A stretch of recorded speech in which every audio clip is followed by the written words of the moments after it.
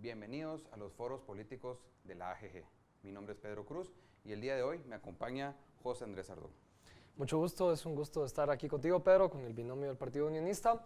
Un saludo también a los que nos están escuchando a través de redes sociales y vamos a ver un pequeño video antes de comenzar con la entrevista. Bienvenidos al programa cívico de la Asociación de Gerentes de Guatemala, un espacio neutral para el fortalecimiento de nuestra democracia. Para el siguiente foro, el binomio contará con 7 minutos por cada candidato para exponer la visión general de cómo piensan gobernar al país. Posteriormente, los moderadores realizarán 6 rondas de preguntas. En cada una abordarán al candidato a presidente y al candidato a vicepresidente, quienes contarán con 2 minutos para responder. Está permitido hacer una repregunta con 30 segundos de respuesta. Gracias por acompañarnos durante la transmisión. El día de hoy nos acompaña el binomio del Partido Unionista, liderado por el candidato presidencial, el señor Pablo Duarte, y su vicepresidenciable, el señor Roberto Villeda.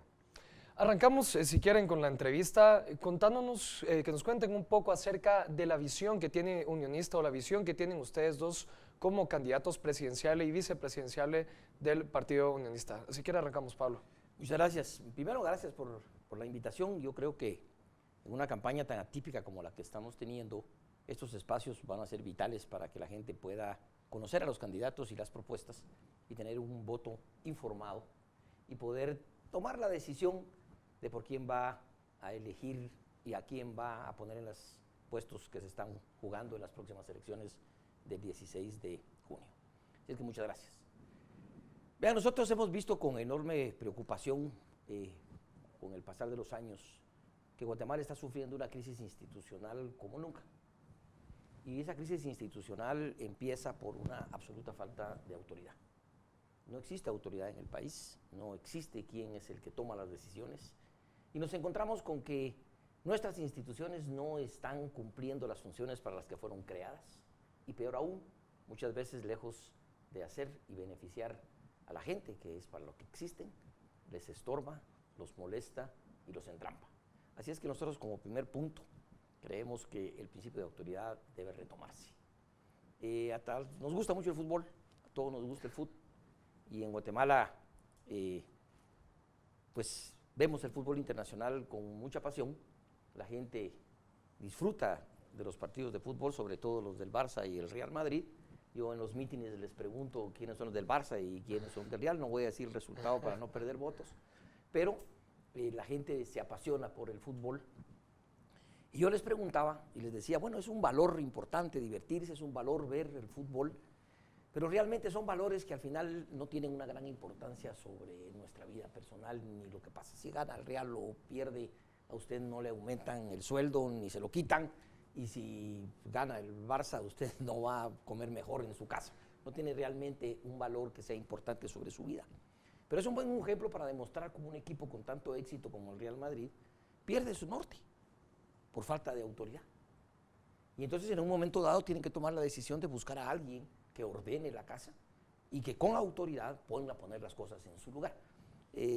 Me parecía muy bueno el ejemplo porque recontratan a Zinedine Zidane, que es así pelón como algunos de los que estamos aquí en el foro, y esta persona pues está encomendada a poner orden en esa casa y con autoridad decidir quién se queda, decidir quién se va. No pasa nada con el fútbol, pero sí pasa mucho cuando un equipo de gobierno no funciona. Sí pasa mucho, porque eso sí afecta directamente a la vida de los guatemaltecos. Nosotros estamos viviendo una época de mucha preocupación, en donde los guatemaltecos vivimos con miedo. Y vivimos con miedo de todo.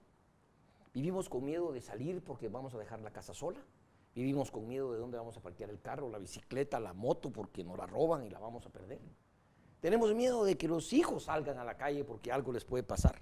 Tenemos miedo de invertir porque no hay certeza jurídica y entonces mejor me guardo el pisto porque es peligroso que me lo pueda perder.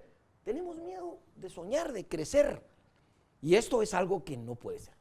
Es imposible que un país se supere y un país pueda tener paz en el corazón si realmente vivimos con miedo.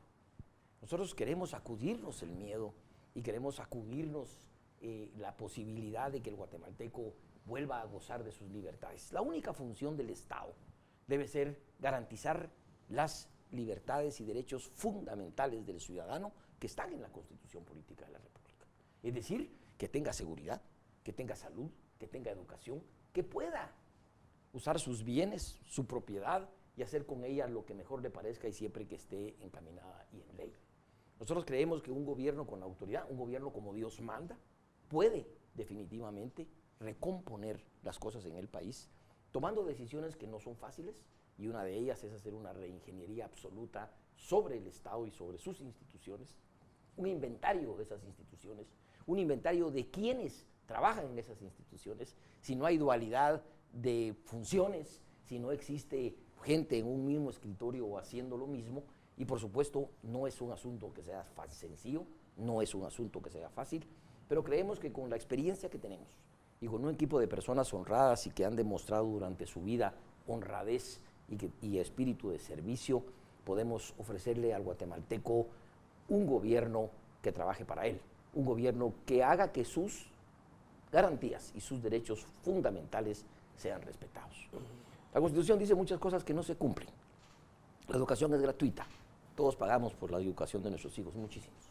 Y quienes no pueden, tienen falencias de útiles, de uniformes, de transporte para los niños. La salud es gratuita. Vamos a los hospitales y en lugar de salir con la medicina, salimos con una receta en la mano. Y si tenemos malos los ojos, salimos con una receta y no con anteojos, que es lo que quisiéramos.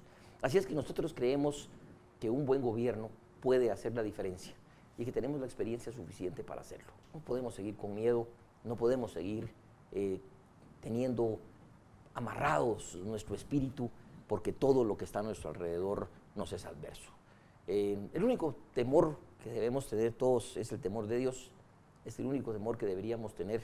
Todos los demás miedos deberían salir de nuestra alma, y creo que retomando ese principio de autoridad podemos recomponer el país, podemos ofrecerle esperanza a los guatemaltecos, y lo único que ofrecemos de verdad es mucho trabajo, mucho compromiso, mucha honradez. Nuestra vida privada y nuestra vida pública es un libro abierto.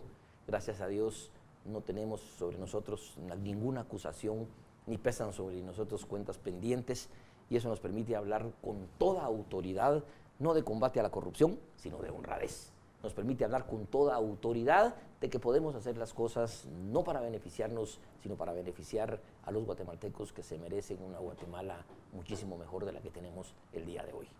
Yo quiero invitar a los guatemaltecos que verdaderamente hagan un examen de conciencia. También ellos tienen responsabilidad en estos, no se los puede dar a todo el Estado. Ellos tienen algo sobre qué hacer y qué decir sobre este tema. Queremos proponerles un gobierno como Dios manda, un gobierno que verdaderamente esté basado en principios morales de los que aprendimos en nuestra casa, y que esos principios son no robar, no mentir, no abusar del poder, no enriquecerse del poder, y sobre todo respetar la ley, que es el punto más importante para poder gobernar. Bueno, muchas gracias. A continuación, el señor Roberto Villeda tiene el espacio para poder complementar al candidato Pablo Duarte. Muchas gracias. Mi nombre es Roberto, mi apellido es Villeda, soy abogado y notario, ejerzo la profesión de abogado desde 1982, soy unionista desde el año 2003, fui 3 veces candidato a diputado, 2 por el departamento de Baja Verapaz, 1 por el Distrito Central, y acompaño a Pablo en este esfuerzo por restablecer el orden en Guatemala, por regenerar las instituciones, para retomar el rumbo. Nací en 1955 y tengo memoria desde el gobierno de Idígoras Fuentes. Idígoras Fuentes gobernó a principios de los 60 y fue derrocado por el gobierno militar de Enrique Peralta Zurdia. Al general Idígoras se le dio golpe de Estado por cuestiones de corrupción. O sea, eso no es nuevo en Guatemala. La existencia real y la existencia ficticia de un régimen de corrupción. El coronel Peralta, al tomar el poder, implementó lo que él llamó Operación Honestidad, y fue muy bien recibido por la opinión pública y dio muy buenos resultados. ¿En qué consistía la Operación Honestidad? en, como dice Pablo, en llevar gente honrada, gente calificada. Antes uno miraba los gobiernos y miraba los gabinetes con gente notable, personas que habían dedicado su vida al servicio de Guatemala y que más allá de los 50, más allá de los 60, tenían el honor de ser nombrados ministros de Estado. Nosotros somos abuelos. Ya nuestras familias crecieron, nuestros hijos ya son grandes, ya son adultos, universitarios, profesionales. Nuestro interés es servir a Guatemala. Y así queremos que sea el equipo de gobierno. En la historia constitucional de Guatemala reciente comienza a mediados de los años 80. Después del golpe de Estado que se da también en el 82 al general Lucas y que asume el gobierno del general Ríos y de ahí el general Mejía Vítores, se restablece el orden constitucional con una nueva constitución y gobierna Vinicio Cerezo, Jorge Serrano, Ramiro de León Carpio y el cuarto presidente constitucional de esta era es Álvaro Arzú. Álvaro Arzú llega al gobierno y cambia la manera de gobernar. Se siente un cambio en toda Guatemala. Lo mismo había pasado a mediados de los 80 cuando él asume la municipalidad de Guatemala. Yo empecé a trabajar en el año 82 y me recuerdo que en aquel entonces las certificaciones de nacimiento, las fe de edad que le decimos, se la daban a uno en papel sellado 10 o 15 días después de que las había solicitado. ¡Oh, sorpresa! Llegó Arzú y al día siguiente le daban a uno la certificación. Se la daban en papel corriente, ¿verdad?, con timbres, pero se la daban al día siguiente. Eso marcó una gran diferencia y esa diferencia se fue sintiendo en todo el ámbito municipal de tal manera de que uno dejó de ver la ciudad llena de hoyos. Antes los aros de los carros eran octogonales, pentagonales, eran polígonos, no eran redondos, porque había tanto bache en la ciudad de Guatemala que se dañaban los vehículos. Se fue sintiendo ese cambio y a partir del año 96 ese cambio se traslada al gobierno central. Los servicios de educación, los servicios de salud pasan un buen momento. Las carreteras de Fritz, unas carreteras con sus ojitos de gato bien señalizadas, sin baches, donde uno podía transitar rápido y seguro. Pero termina el periodo presidencial y llega una serie de gobiernos que cuando Guatemala iba para arriba, se la comienzan a traer para abajo. Continúa el gobierno del FRG, donde después de terminar el gobierno, todos los funcionarios van a la cárcel. Sigue Berché, un tipo buena gente, pero que no mandaba. Mandaba cualquiera menos él. Él, buena persona, con buen criterio. Le sigue Álvaro Colón, le sigue Otto Pérez y actualmente está Jimmy. Eso fue deteriorando y por eso nos encontramos como estamos. Nuestro interés con el doctor Duarte es restablecer, retomar el rumbo, que las carreteras vuelvan a ser buenas, que la Policía Nacional Civil vuelva a tener la confianza de la población, así como la tiene la Policía Municipal. Porque si a usted se le acerca un policía municipal, usted tranquilo, se le acerca un Policía Nacional Civil, cámaras, ¿no? Hay quienes son profesionales y son buenos agentes, pero la imagen de la institución se ha deteriorado. Las escuelas de Doña Pati. ¿Quién no quisiera que las escuelas de Doña Pati estuvieran en todo el país? Pero para eso necesitamos restablecer la autoridad. Es que Arzú es prepotente. No era prepotente. Era un tipo que escuchaba, pero que su criterio, su leal saber y entender lo hacía valer. Y así debe ser el presidente. El presidente debe ser una persona que toma decisiones, sean simpáticas, agradables o desagradables, pero él, según su leal saber y entender, él toma la decisión que considera que es lo mejor para Guatemala. Lógicamente tiene que ser una persona honrada, alguien así como alguien que pasó 20 años en el Congreso y que no tiene cola que le machuquen. Y estuvo en varias juntas directivas y sus compañeros de junta directiva están en la cárcel o pasaron por la cárcel. Él no. Él hace valer sus decisiones y eso es lo que necesita Guatemala. Alguien que ponga las cosas en su lugar, que ponga a los guatemaltecos en la ruta del bienestar y que le diga a los extranjeros que somos gente digna, que somos gente trabajadora y que somos gente confiable. Bueno, vamos a arrancar ya con las temáticas que tenemos estipuladas para el día de hoy.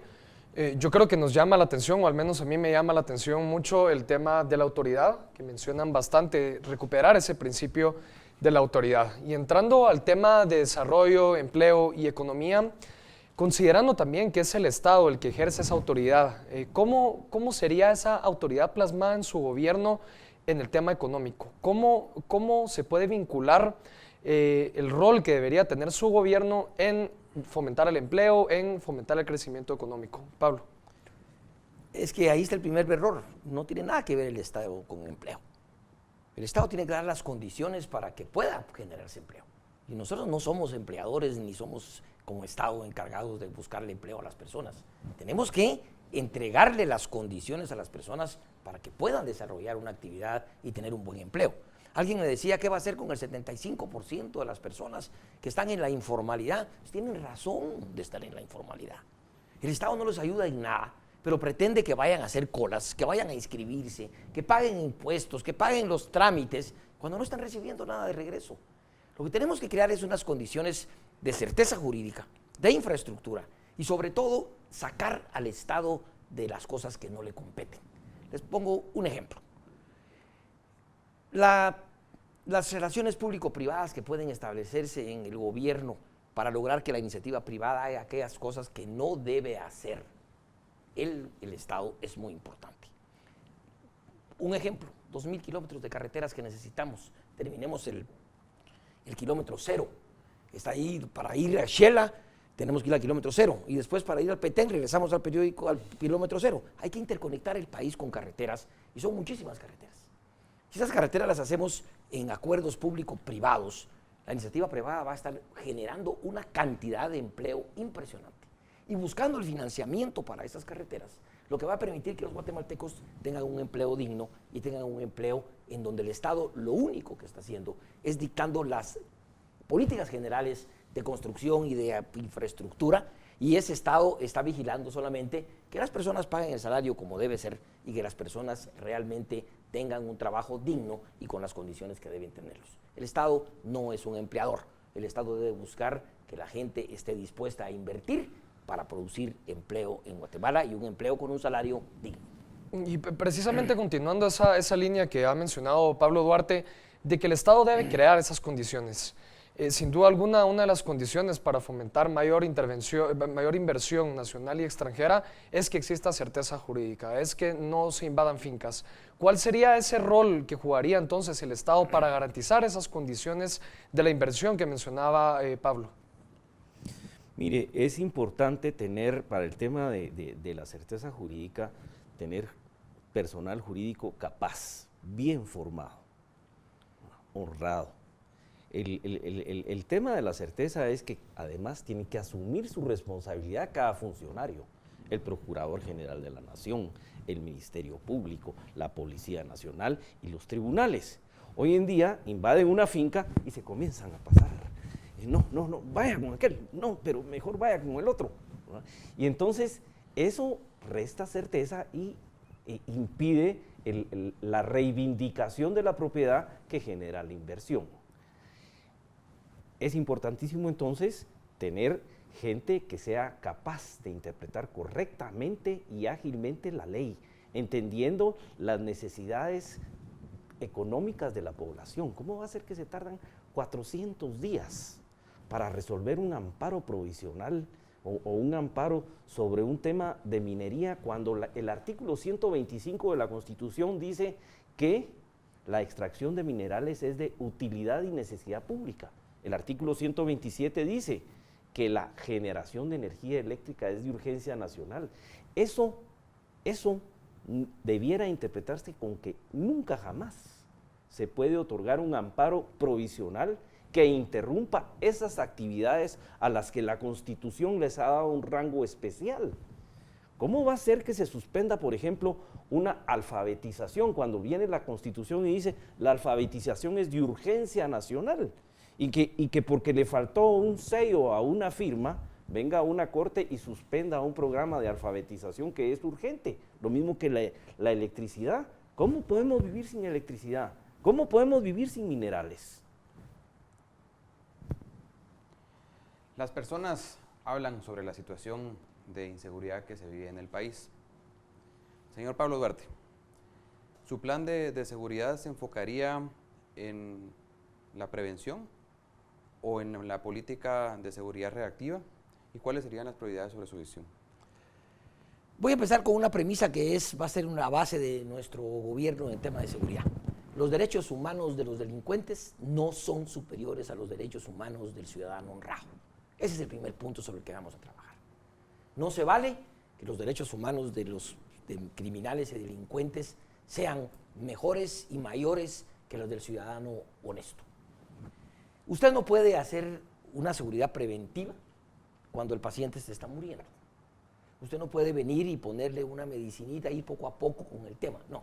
Aquí tenemos que entender que la seguridad es un tema candente y que tiene que ir con dos partes. Usted va a hacer toda la parte preventiva, pero en la situación que estamos en este momento, tiene que haber una parte represiva muy importante que no hay forma de evitarle. Usted tiene hoy que poner un antibiótico a chorro, tiene que poner acciones que den resultados de inmediato.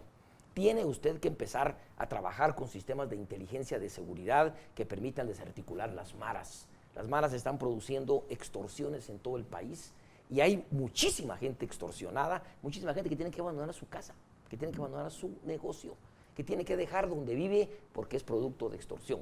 Vean ustedes la cantidad de pilotos muertos que hay en el país por extorsiones. Eso no puede seguir. El Estado tiene que buscarlos, tiene que perseguirlos y tiene que encarcelarlos.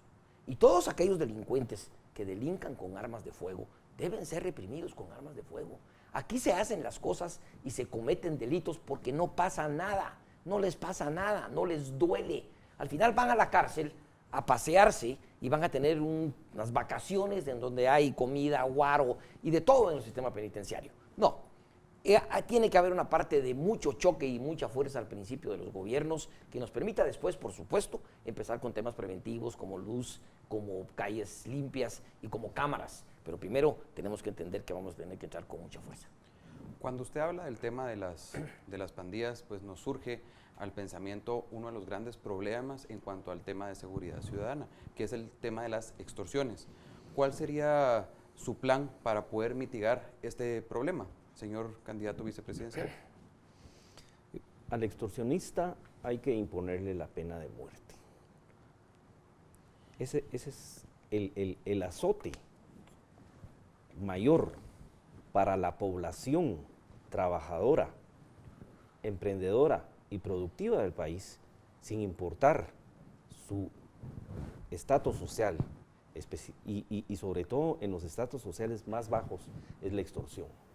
Y el Estado no puede permanecer indiferente. El extorsionista es un asesino en potencia, si no es que ya es un asesino real. La extorsión se lleva a cabo a través del miedo que se infunde a las personas de que le van a matar a un hijo, como sucede, que lo van a matar a él, que lo van a matar a un trabajador. O sea, la extorsión se lleva a cabo a través del temor de perder la vida. Y si no se cumple con el extorsionista mata. Entonces es justo que al extorsionista se le imponga la pena de muerte. Me dirán, pero es que eso viola el pacto de San José. Ya lo dijo el doctor, los derechos humanos de los delincuentes no pueden estar encima de los derechos humanos de la población trabajadora. Y la soberanía del pueblo de Guatemala no puede estar sometida a las políticas internacionales de organismos que interpretan la realidad guatemalteca de manera antojadiza y tendenciosa. Entonces, el tema de la extorsión merece la aplicación de la pena de muerte y voy a trabajar para convencer al doctor Duarte de que al día siguiente de tomar posesión se envíe al Congreso de la República la iniciativa de ley que restablece el trámite de la ley del recurso de gracia que impide la aplicación de la pena de muerte y una iniciativa que reforme el Código Penal para imponerle la pena de muerte al extorsionista. Vamos a continuar con la discusión. Pasamos al tema de política y seguridad, que sin duda, perdón, política y transparencia, que sin duda alguna también se vincula al fenómeno que estábamos hablando de la seguridad ciudadana. Con respecto a la CICIG de cierta forma se podría decir que funcionaba como una entidad, institución, organización que de cierta forma imponía autoridad, que se castigaba a las personas que cometían delitos. Pablo, ¿la CICIG debe continuar? Sí, no, ¿y por qué? No debe continuar. La CICIG tuvo 11 años en el país para venir a hacer lo que era su mandato. Y parte de ese mandato era darle todas las capacidades al Ministerio Público para lograr investigaciones sólidas y que ellos pudieran perseguir, capturar y condenar a las personas que cometían delitos. Todos estuvimos muy contentos de que funcionarios corruptos fueran a la cárcel, hasta que cambiaron su línea y empezaron a perseguir políticos, empresarios, y se vio una tendencia absolutamente de izquierda con una serie de medidas que no son de los valores de los guatemaltecos y que empezaron a chocarnos, haberse ido en contra del alcalde Arzuk de la forma que lo hicieron, con una necedad de querer meterlo a la cárcel, empezó a crear en ellos un proceso de deterioro que finalmente terminó en lo que actualmente hay. Pero sobre todo, hicieron que los guatemaltecos volviéramos a confrontarnos de una manera terrible. ¿Por qué? Porque cabalmente esa tendencia de izquierda empezó a colapsar las creencias de los guatemaltecos, que empezaron a rebelarse, y por eso es que aquella gran marcha para la vida era una muestra de qué somos y qué creemos.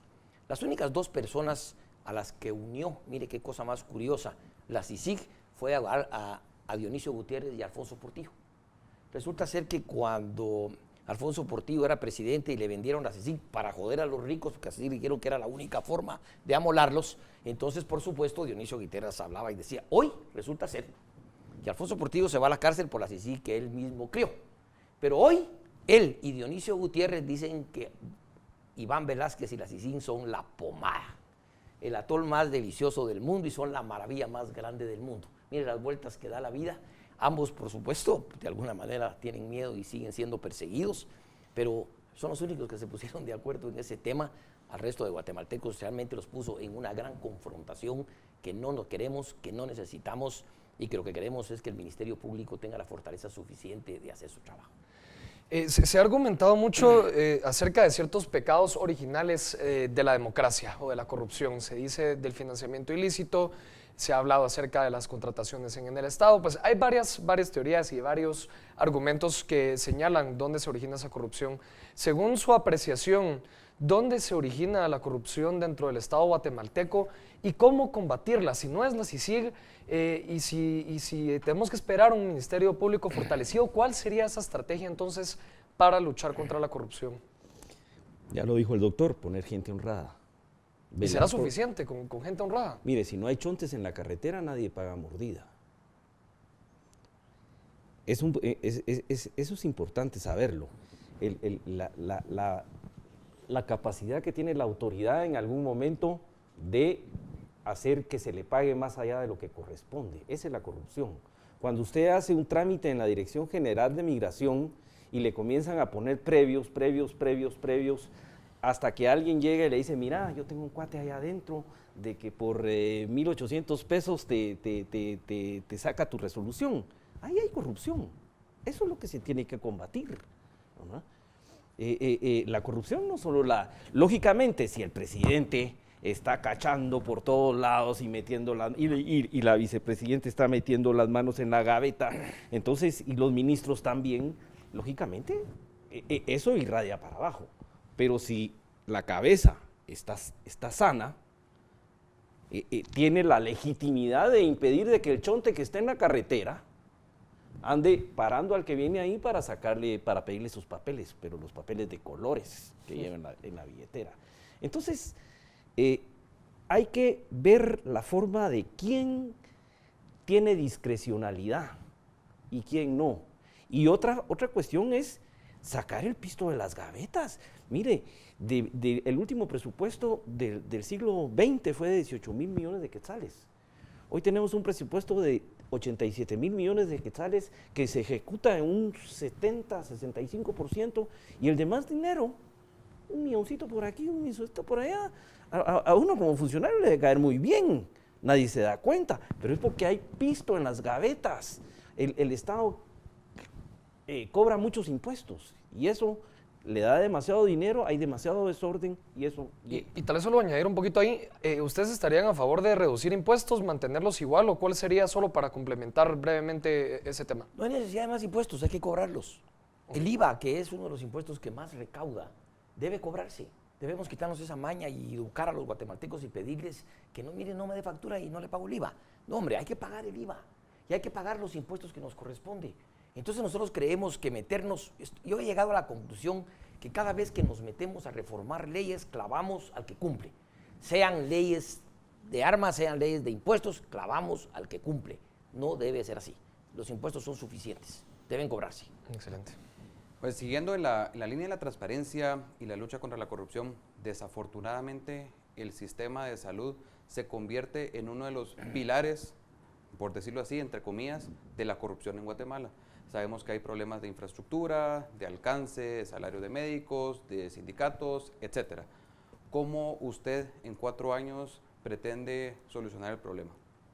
Mire, el problema de salud de Guatemala es un problema que tiene, a mi modo de ver, problemas serios de lo que es la estructuración de cómo se atiende al ciudadano. El ciudadano generalmente tiene que venir a los grandes hospitales, en lugar de que en sus regiones haya centros de salud capacitados y personal capacitado que permita resolver un montón de cosas que no necesariamente tienen que llegar a un hospital. Los hospitales no tienen que dar consulta externa. Los hospitales tienen que encargarse de casos en que verdaderamente no pueden resolverse en esos centros de salud que hay en el interior del país. El otro tema es la corrupción. La corrupción tiene que ver con la compra de medicinas e insumos. Eso tiene que terminarse. Tenemos que regresar al contrato abierto original, en donde realmente se le compraba al que más barato ofrecía, y ofrecía la calidad de un registro sanitario que se permitía saber que la medicina que estaba ofreciendo era en la realidad lo que es. Si a eso le sumamos personal, que debemos empezar esa revisión que les digo para hacer una reestructura del Estado, de ver médicos, de ver enfermeras y de ver de toda aquella gente que trabaja en el sistema de salud, sea gente honrada. Ustedes no tienen idea de la cantidad de medicinas que se roban en los hospitales los propios empleados del ministerio. La cantidad de útiles que se usan para después ser usados en clínicas o venderse. Yo creo que el sistema de salud es un sistema que tiene que empezar por una reestructura absoluta. Y esa reestructura empieza por empezar a ver el trabajo de los sindicatos y los pactos colectivos, y sobre todo un tema que tenemos que trabajar durísimo con Roberto, que es quitar el emplazamiento que tiene el Estado. El Estado no puede despedir a nadie y eso no es posible que sea así. La gente que no trabaja sabe que si la despiden, después la reinstalan. No se puede despedir a nadie. Y eso impide que las mejores personas estén trabajando. En la burocracia hay personas que hacen su trabajo con muchísima conciencia y a cabalidad y que están hartos de tener a la par a alguien que no hace nada y que llegó por cuello y que no puede ser despedido. No puede pasar. En la cadena de desarrollo del país, la desnutrición ocupa el primer lugar. Señor candidato vicepresidencial, ¿cómo ustedes dentro de su plan de gobierno pretenden combatir la desnutrición en el país? Bueno, la principal estrategia es generar empleo, abrir inversión y financiar la productividad de la población. Hay que simplificar los trámites administrativos para la generación de empleo y para la generación de empresas. Pensar en los programas de asistencia es importante. Un buen administrador con poco hace mucho, un mal administrador con mucho hace poco.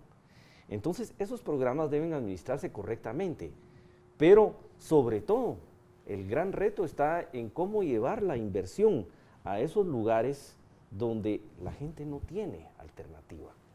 Cómo atraerlos a los centros de producción para que tengan salario, para que tengan cómo llevar comida a sus mesas.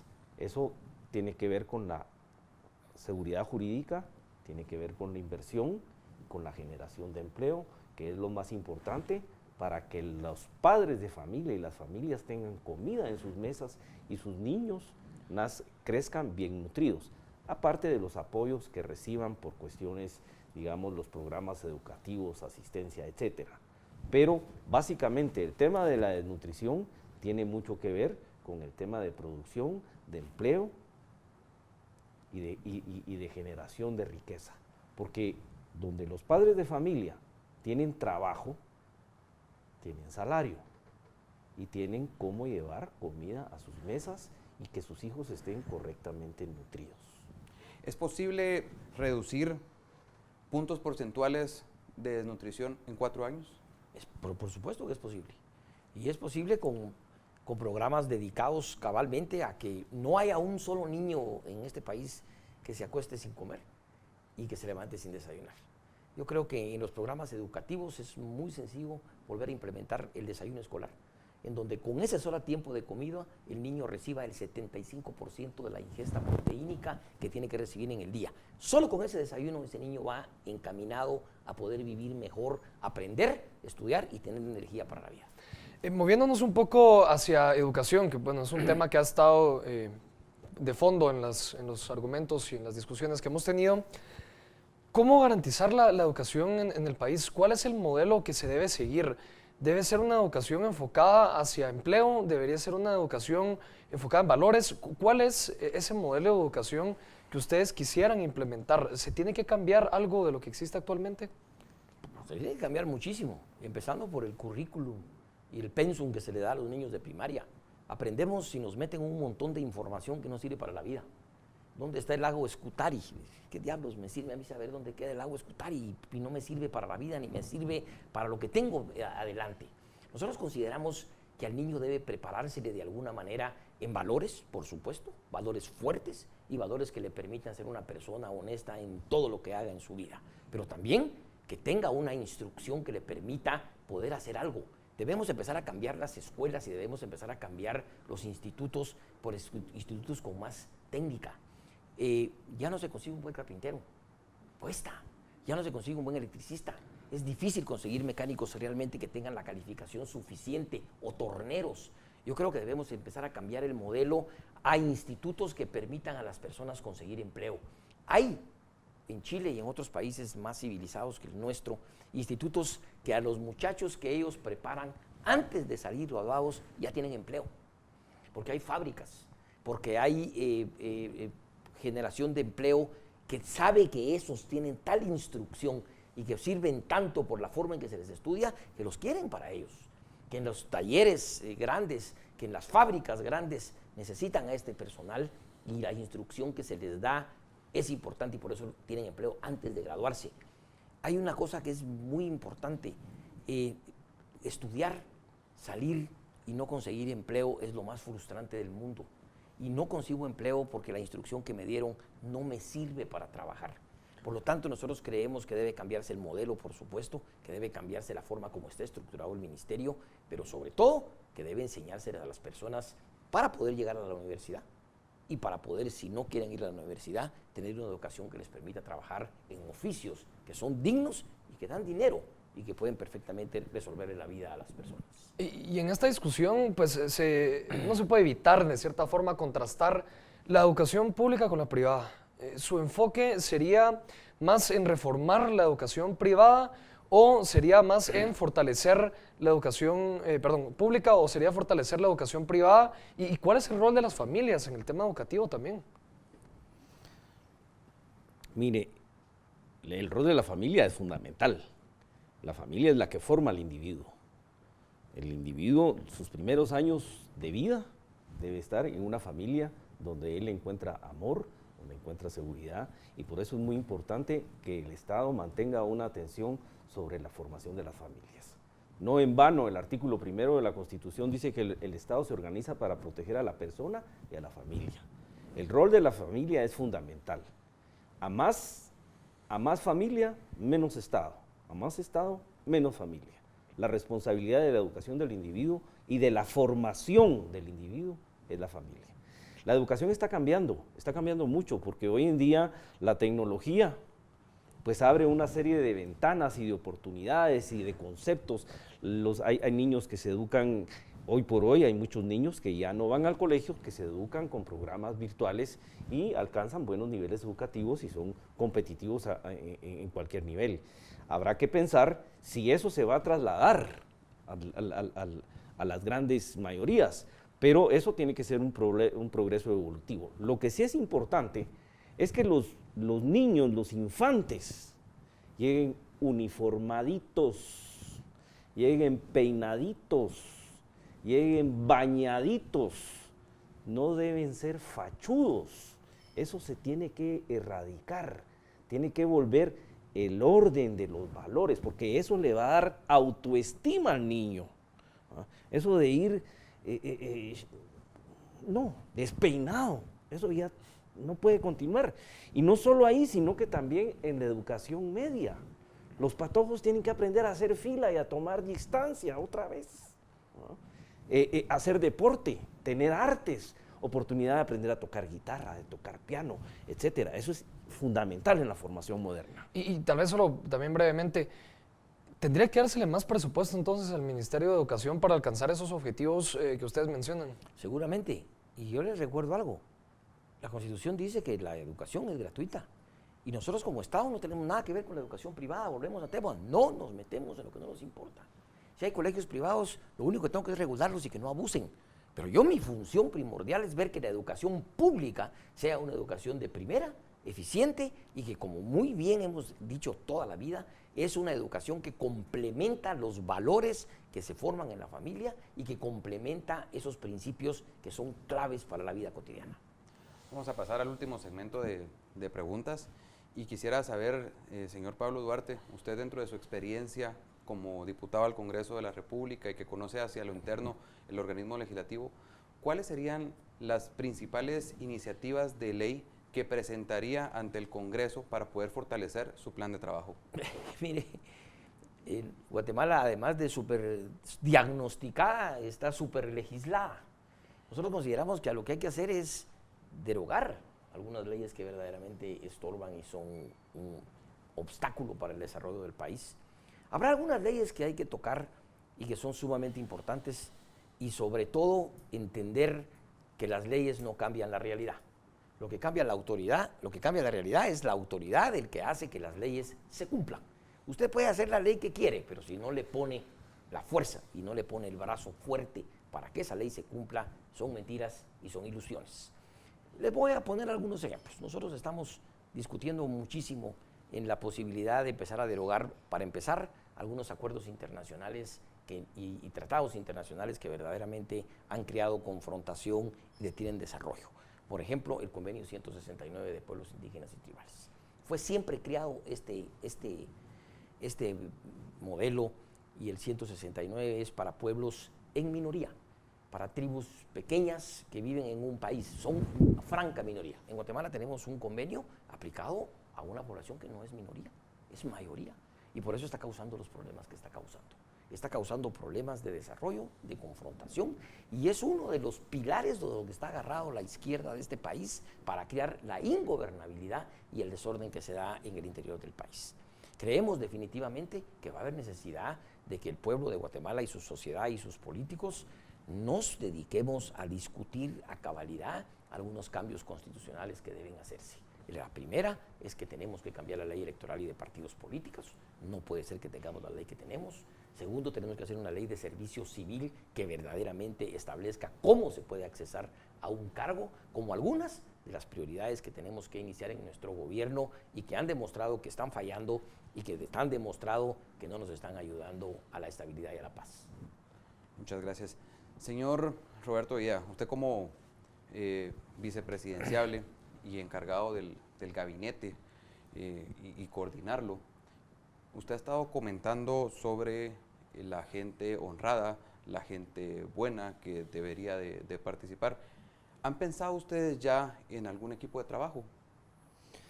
Mire, los unionistas somos un equipo un equipo que se formó a través de 40 años de servicio. O sea que gente conocemos y gente tenemos. Aparte de eso, la sociedad guatemalteca está llena de personas capaces, de personas honradas, de personas dignas que merecerían colaborar con el gobierno. Y las vamos a encontrar y las vamos a incorporar, porque eso es importantísimo. Entonces, ese no es un problema para nosotros. Como le digo, los unionistas somos un equipo que ha gobernado, un equipo que está gobernando y administrando la ciudad de Guatemala, donde hay arquitectos, hay economistas, hay auditores, hay gente, hay abogados, ingenieros, hasta odontólogos, ¿no?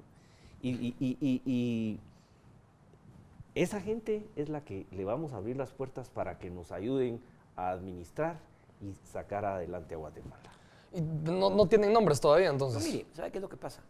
Nosotros, gobernar no necesita saberlo todo uno, hay que tener el teléfono del que sabe y poder llamarlo e invitarlo al gobierno.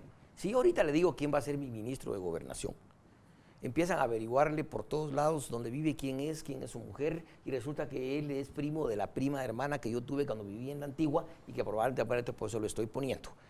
Y el ataque en contra de cualquier persona que usted en este momento diga que va a ser su ministro o su funcionario, lo único que va a lograr es que esa persona finalmente me diga, mira vos, haceme la campaña, siempre mejor no.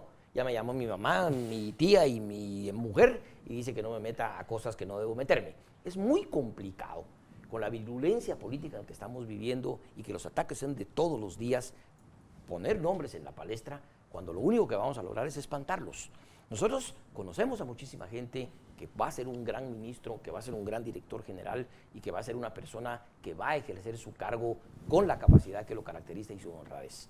Pero deben entender los guatemaltecos que saltar nombres en este momento es contraproducente para el equipo de gobierno que nosotros queremos formar el día que lleguemos a la presidencia. Claro que sí. Pablo, un último mensaje de 1 minuto que quiera mandarle a las personas que nos han estado escuchando a través de las redes sociales, a manera de concluir también esta discusión que tuvimos el día de hoy aquí en el programa de contribución cívica de la AGG. Muy bien. Guatemaltecos, por favor, lo único que no nos pueden robar es la capacidad de soñar. Lo único que no nos pueden quitar es esa capacidad de seguir creyendo y seguir pensando que este país tiene futuro, de que este país tiene toda la posibilidad del mundo de ser un país grande y ser un país fuerte.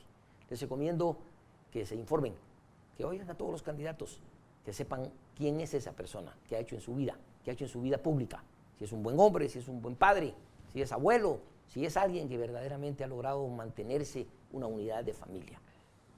Averigüen, infórmense y vayan a votar. Por favor, el 18 de junio vayan a las urnas, 16, perdón, vayan a las urnas y emitan su voto y eligen a aquella persona que creen ustedes que puede ayudarlos a resolver sus problemas. Déjenme decirles algo, no podemos seguir viviendo con miedo y el quitarnos el miedo significa hacer y actuar también nosotros en lo que nos corresponde. Queremos un gobierno que como Dios manda, queremos un gobierno que verdaderamente esté basado en principios y queremos, sobre todo, que usted colabore con esto. Muchísimas gracias, estimados amigos que nos están viendo a través de las redes sociales. Muchas gracias al programa de participación cívica de la AGG por este espacio. Muchísimas gracias a ustedes, candidatos del binomio presidencial del Partido Unionista. Mi nombre es Pedro Cruz y espero acompañarlos en otra oportunidad. Les recuerdo estar pendientes también del calendario para las siguientes entrevistas que estaremos haciendo aquí en la Asociación Guatemalteca de Gerentes.